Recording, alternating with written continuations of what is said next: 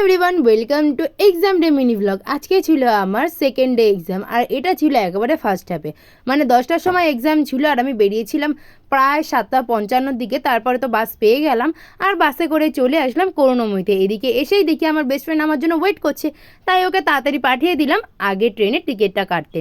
আর আজ অনেক দিন পরে এই টিকিটের বদলে পেয়েছিলাম টোকেন। টিকিটটা স্ক্যান করতে অনেক সময় লেগে যায়। তারপরে অবশেষে মেট্রোটাও চলে আসি।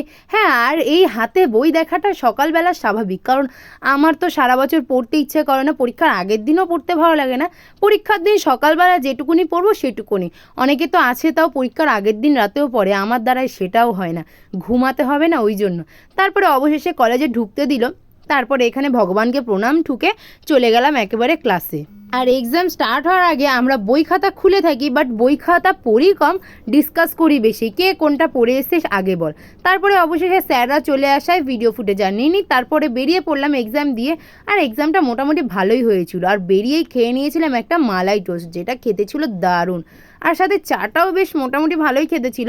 তারপরে হেঁটে হেঁটে চলে আসলাম এখানে শিয়ালদায়। আর বাসে করে রওনা দেওয়ার সময় রাজাবাজারে দেখলাম একটা রাস্তা পুরো ব্লক করে সবাই নামাজ পড়ছে। আমি ফার্স্ট টাইম এটা দেখেছিলাম।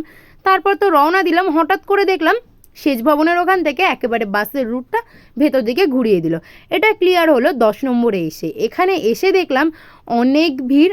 এখানে অ্যাকচুয়ালি আন্দোলন হচ্ছিল, যে শিক্ষকদের চাকরি চলে গেছে সম্ভবত ওটা নিয়ে কিছু একটা হচ্ছিল। যেহেতু নামিনি তাই জানি না, শুধু ভিড়টা দেখে বুঝতে পেরেছিলাম ওরকম টাইপের কিছু হচ্ছিল।